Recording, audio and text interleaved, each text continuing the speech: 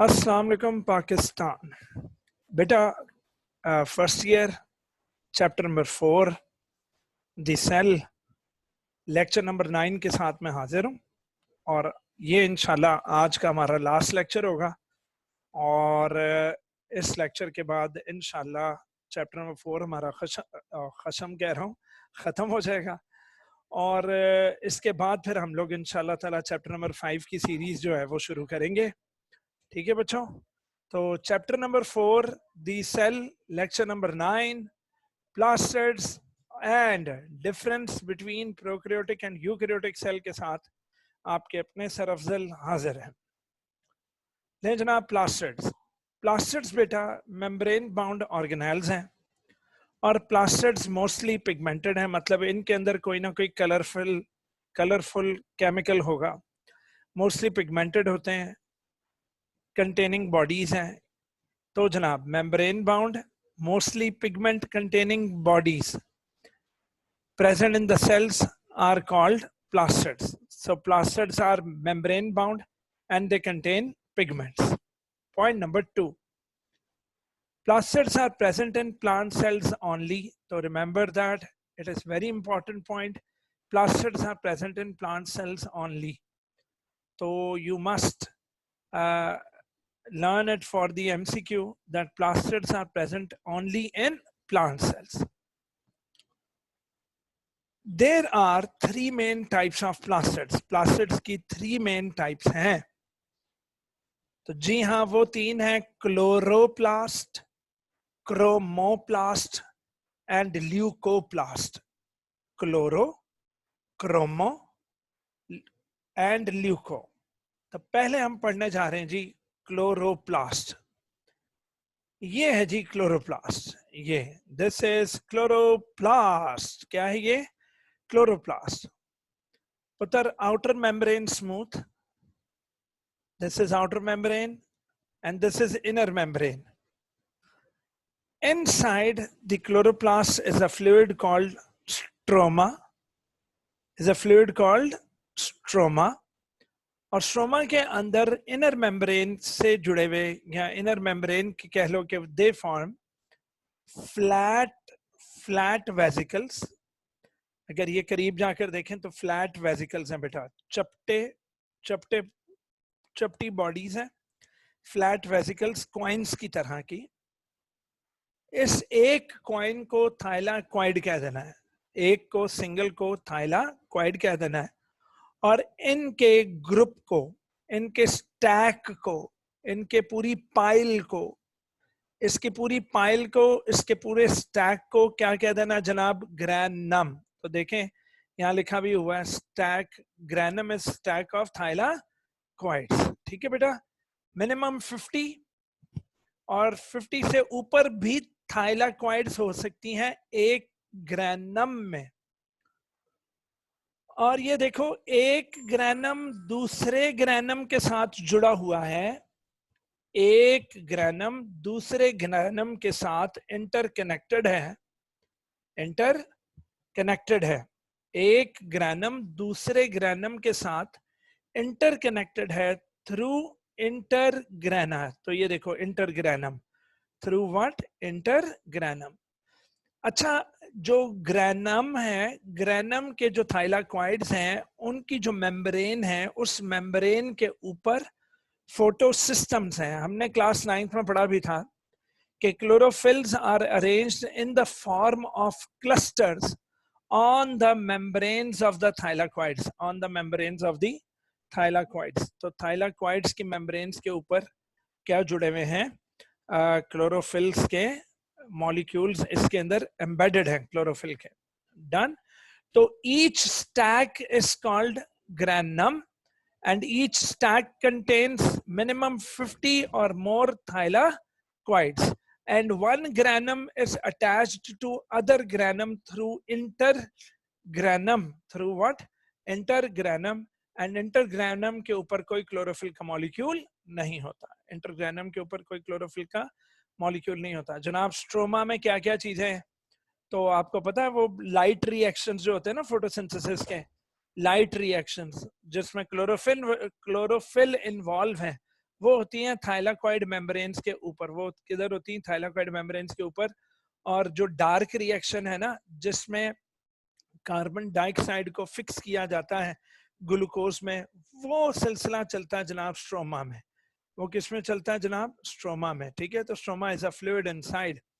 अच्छा, ये जो आप देख रहे हो, ये ब्लैक कलर वाला जो है, ये दिस वन, इट इज दी, आप कह लो कि it is the chloroplast which looks like, यानी क्लोरोप्लास्ट इस तरह का दिखता है नॉर्मल लाइट माइक्रोस्कोप में। तो लाइट माइक्रोस्कोप में ये एक हेट्रोजेनस स्ट्रक्चर दिख रहा है। हेट्रोजेनस से मुराद के लाइट और ब्लैक दोनों colour, light black, full black, दोनों कलर्स आपस में मिल रहे हैं और ये एक हेट्रोजेनस सा स्ट्रक्चर दिख रहा है। तो हम लोग कह देते हैं कि इस हेट्रोजेनस स्ट्रक्चर में जो छोटे छोटे जो दाने हैं वो ग्रेना है।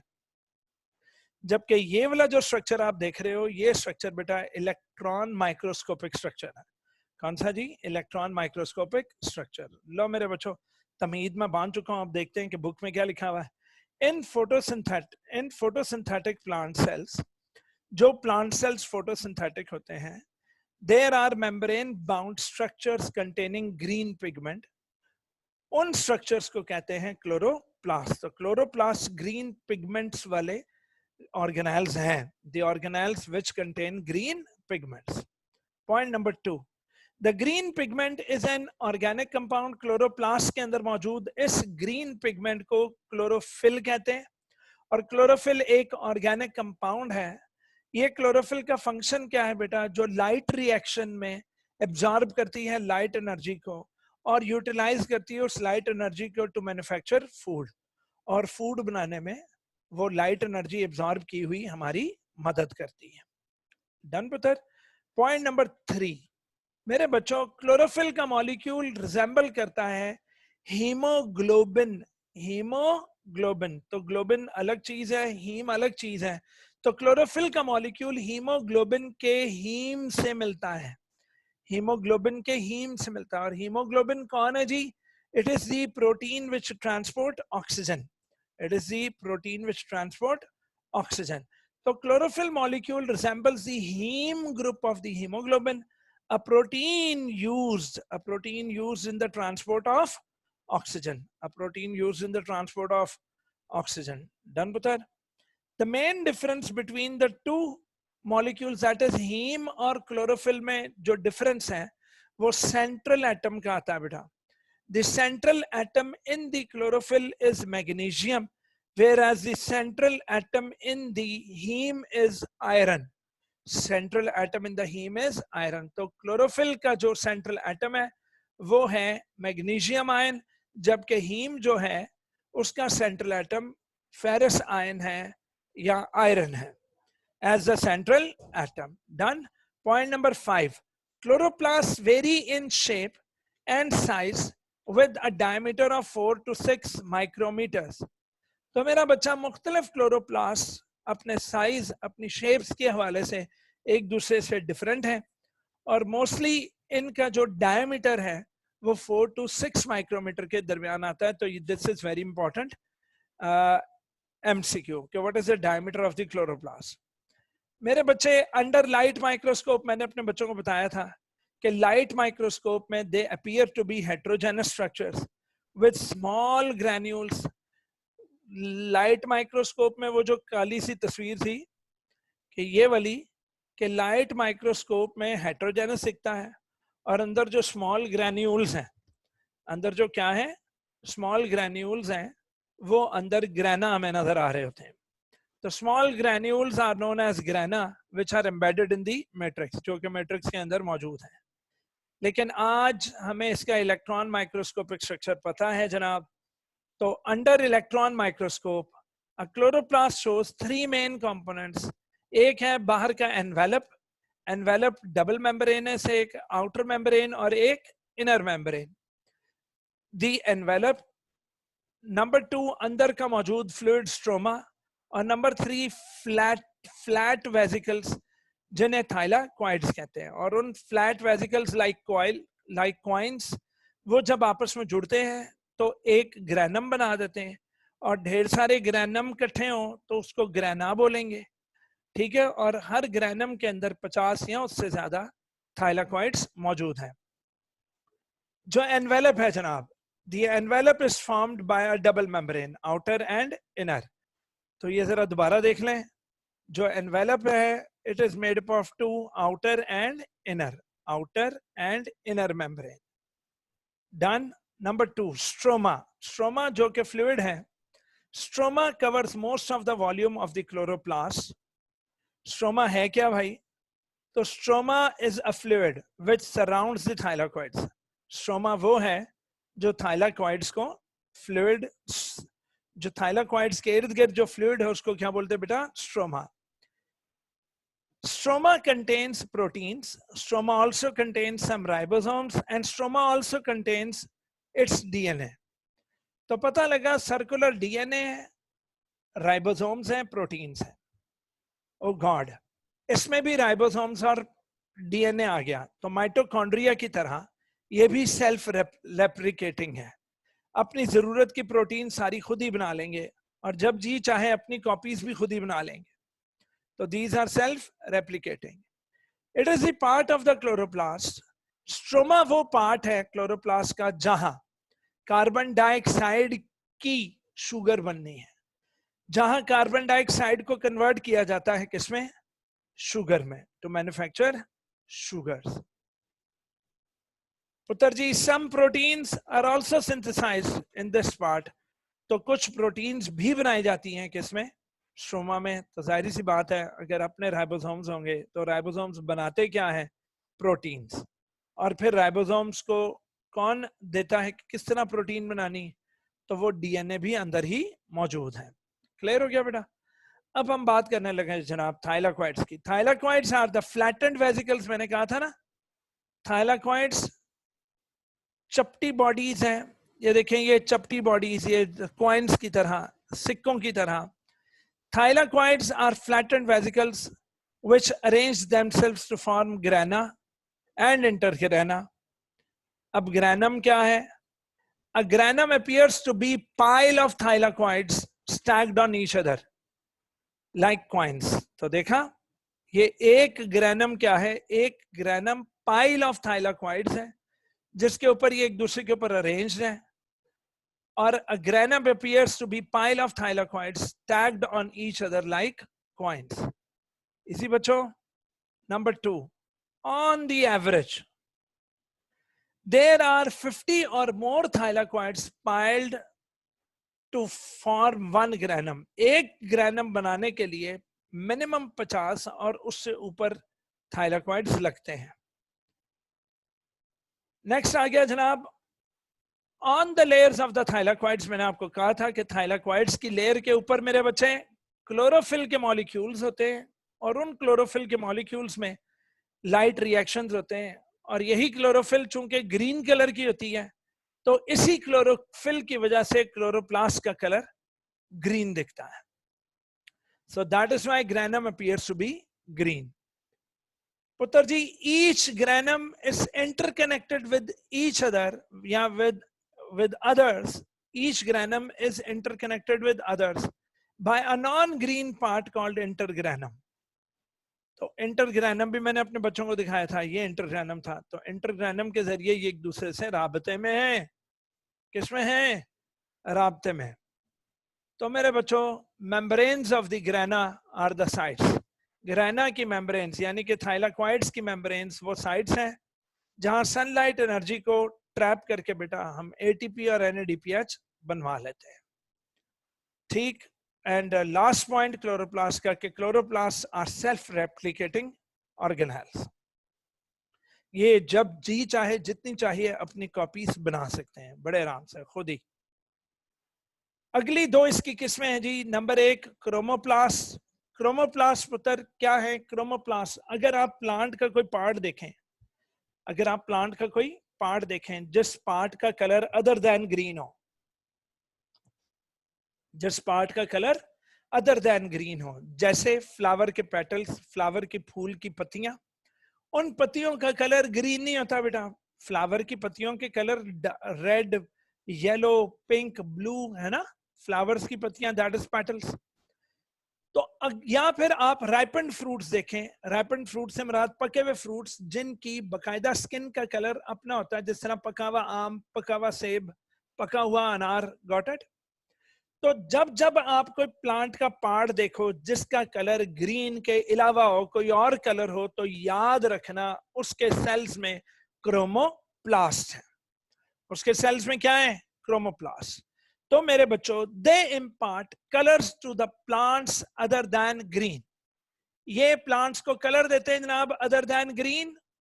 Number 2, chromoplast are present in the petals. लो जी, मैंने कहा था ना, chromoplast are present in the petals of the flower, flower की पत्तियों में, and also in ripened fruits, पके हुए फलों में। उनके जो सेल्स हैं एपिडर्मल, उनके अंदर कुट कुट के क्या भरे हुए होंगे? क्रोमोप्लास्ट। इसके अलावा बच्चा, जब फूल हसीनो जमील दिखेंगे दिलकश रंगों की वजह से, तो उन्हें विजिट करेंगे जनाब इंसेक्ट्स। तो इंसेक्ट्स जब उनका नेक्टर वगैरह पीने आएंगे तो इन फूलों के पॉलन ग्रेन्स उन इंसेक्ट्स के साथ चिपक जाते हैं। तो लिहाजा बच्चों, क्रोमोप्लास्ट का होना बेहतरीन कलर की जमानत है, और बेहतरीन कलर बेहतरीन पॉलिनेशन की जमानत है कि एक का पॉलन ग्रेन दूसरे फ्लावर तक आराम से पहुंचेगा। और तो और क्रोमोप्लास्ट की वजह से सीड्स बड़े खूबसूरत दिखते हैं बेटा। उन सीड्स की खूबसूरती की वजह से भी जानवर उन्हें तोड़ते हैं, फिर उन्हें दूर ले जाके कहीं बैठ के खाते हैं, वहां सीड्स छोड़ देते हैं, या फिर जानवर सीड समेत खा जाता है और फिर अपने फुजले में से सीड निकालता है, और जहां जगह जगह वो अपना फुजला करेगा, अंदर से क्या निकलेंगे बेटा? सीड्स। तो जनाब आखिरी किस्म प्लास्टिड्स की वो है जी ल्यूकोप्लास्ट। तो ल्यूकोप्लास्ट कलरलेस हैं, they have no pigment. Point number 2, leucoplast जो ऑर्गेनेल्स हैं ये ट्रायंगुलर हैं, डबल हैं, और अच्छा ट्रायंगुलर, सॉरी डबल मैं कह रहा था, ट्रायंगुलर या ट्यूब्यूलर हैं, ट्यूब की शक्ल के, या फिर किसी और अदर शेप के हो सकते हैं। अच्छा जी, कहाँ पाए जाते हैं बेटा? ये अंडरग्राउंड स्टेम्स और रूट्स। अब रूट्स हो गया, कैरेट हो गया, और रेडिश वगैरह हो गए, जबकि अंडरग्राउंड स्टेम्स में बेटा आपके पास जिंजर है, अदरक है, आलू है। तो बेटा ये underground parts of the plant में स्टोरेज ऑफ फूड के काम आते हैं। तो जी हाँ, leucoplast stores food, leucoplast stores food. इसके साथ ही प्लास्टिड्स का हमारा टॉपिक खत्म हुआ। एक तो अफ्तारी के बाद पता नहीं मेरी जुबान मेरा साथ नहीं दे रही होती। खैर, तो जनाब अब हमारा last topic of the chapter है, और वो है जी prokaryotic and eukaryotic cell. Prokaryotic and eukaryotic cell. तो जरा फोटोग्राफ एक देख लेते हैं।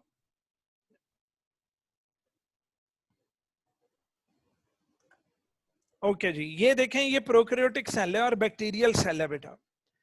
बाहर सेल वॉल है, अंदर प्लाज्मा मेम्ब्रेन है, अंदर साइटोप्लाज्म है, और अंदर एक ही क्रोमोसोम है, और वो बहुत लंबा क्रोमोसोम है, और वो क्रोमोसोम तय दर होकर दरमियान में पड़ा हुआ है। अच्छा, अंदर कोई ऑर्गेनेल हमें नजर नहीं आ रहे सिवाय इन रेड डॉट्स के। तो जो रेड डॉट्स हैं वो राइबोसोम्स हैं। तो जी हाँ, कोई मेम्ब्रेनस बाउंडेड ऑर्गेनेल अंदर कोई एक भी नहीं नजर आ रहा। अंदर ना आपको माइटोकॉन्ड्रिया नजर आ रहे हैं, ना आपको क्लोरोप्लास्ट नजर आ रहे हैं, ना आपको एंडोप्लाज्मिक रेटिकुलम आ रहा। अंदर कोई मेम्ब्रेन बाउंड ऑर्गेनेल नजर नहीं आ रहा। और तो और ये कुछ सर्कुलर ये चीजें दिखाई दे रही हैं ये क्रोमोसोम के अलावा। तो ये भी याद रखें, ये भी सर्कुलर रिंग्स ऑफ डीएनए हैं जिसको प्लाज्मिड्स कहते हैं। तो जी हाँ, इनमें कोई ऑर्गेनेल नहीं होता। जबकि दूसरी तरफ आइए तो ये देखें, ये इसका कंपैरिजन किया गया है एक यूकैरियोटिक सेल के साथ। यूकैरियोटिक सेल में जनाब उसके एक तो क्रोमोसोम डिस्क्रीट है, मतलब हमारे अंदर 46 क्रोमोसोम्स हैं, जबकि बैक्टीरिया के अंदर एक ही सिंगल क्रोमोसोम है। अच्छा, अब जो हमारे जो डिस्क्रीट क्रोमोसोम्स हैं, अल्लाह ताला ने इन्हें साइटोप्लाज्म से अलग किया है by bounding these chromosomes this nucleus material with the help of what? With the help of nuclear envelope, with the help of nuclear envelope.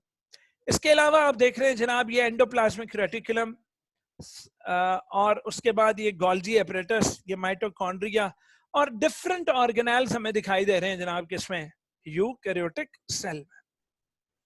तो हमने मोटे मोटे डिफरेंस तो पढ़ लिए हैं कि यूकैरियोटिक सेल के अंदर वेल डिफाइंड न्यूक्लियस है, जबकि प्रोकैरियोटिक सेल में कोई वेल डिफाइंड न्यूक्लियस नहीं है, बल्कि जो न्यूक्लियस का जो मटेरियल है वो साइटोप्लाज्म के दरमियान में तह दर तह, यानी कि कॉइल होकर तो पड़ा हुआ होता है साइटोप्लाज्म के दरमियान में, और उस रीजन का नाम न्यूक्लियोइड है। उस रीजन का नाम न्यूक्लियोइड है। लो मेरा बच्चा, तो biologists has been divided cells into two types, prokaryotic and eukaryotic. The difference between these two types of cells are mainly based upon the structure of their nucleus. Putter, pro means before, karyo means nucleus, so prokaryotic means before nucleus. जबकि u means true and karyo means nucleus, तो eukaryotic means true nucleus वाले। तो जी हाँ, पहला फर्क तो यही है। Eukaryotes have well-defined nucleus in which nuclear material, chromosomes or DNA is enclosed in double membrane, double nuclear envelope या nuclear membrane. In prokaryotic cells, however, the genetic material DNA is without any nuclear membrane. Membrane की कोई covering नहीं होती chromosome वगैरह पर, DNA पर, and is directly submerged in the cytoplasm, और cytoplasm में डायरेक्टली सबमर्ज्ड है। तो ये देख लें, साइटोप्लाज्म के अंदर डायरेक्टली सबमर्ज्ड है। यहाँ देख लें जी, ये साइटोप्लाज्म के अंदर डायरेक्टली सबमर्ज्ड है। कौन? Eukaryotic cell. ठीक, नेक्स्ट आ रहा है जी, अल्लाह आपका भला करे, पॉइंट नंबर 2। कहता है जनाब, organisms possessing prokaryotic cells are called prokaryotes, ये तो बच्चों वाला है, and the organism possessing eukaryotic cells are called eukaryotes, ये भी इजी सा है। Next, prokaryotes include bacteria and blue green algae. पुत्र बैक्टीरिया तो आप सब लोग जानते हैं, ब्लू ग्रीन एल्गी पुत्र होते हैं फोटोसिंथेटिक बैक्टीरिया, इन्हें सायानो बैक्टीरिया भी कहते हैं। तो प्रोकैरियोट्स में ये दो चीजें आती हैं। ठीक है, प्रोकैरियोट्स में ये दो चीजें आती हैं जी जनाब। तो प्रोकैरियोट्स में आते हैं bacteria and blue green algae, तो ये दो किस्म के ऑर्गेनिजम्स आते हैं, जबकि यूकैरियोट्स में तमाम ऑर्गेनिजम्स आते हैं पुत्र। यूनिसेलुलर भी आते हैं, मल्टी सेलुलर ऑर्गेनिजम्स भी आते हैं, सच एज एनिमल्स और प्लांट्स और फंजाई एंड प्रोटिस्ट भी आते हैं। ठीक है जी। पॉइंट नंबर 4 बहुत इजी मेरा बच्चा, प्रोकैरियोटिक सेल्स के अंदर मेम्ब्रेन बाउंड ऑर्गेनेल्स नहीं होते। तो वो कह रहा है कि दे जनरली लैक मतलब ना होना, they don't have many membrane bounded structures found in eukaryotic cells, for example mitochondria, endoplasmic reticulum, chloroplast, Golgi apparatus. These all are absent in prokaryotic cells. These all are absent in prokaryotic cells.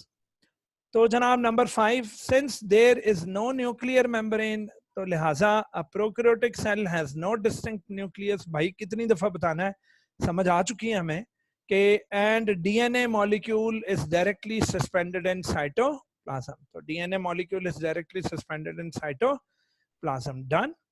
अच्छा जी, जो prokaryotes के जो ribosomes हैं बेटा, वो छोटे होते हैं, लेस डेंसर हैं, 70 स्वेडबर्ग यूनिट पर हासिल होते हैं सेंट्रीफ्यूगेशन में, वो भी अल्ट्रा सेंट्रीफ्यूगेशन, सेल फ्रैक्शनेशन हमने पढ़ा था इसी चैप्टर में।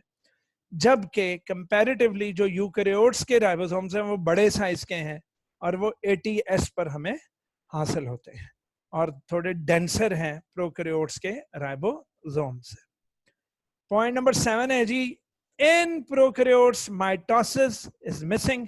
याद रखें, प्रोकैरियोट्स में माइटोसिस नहीं होती, प्रोकैरियोट्स में सिर्फ और सिर्फ बाइनरी फिशन होती है।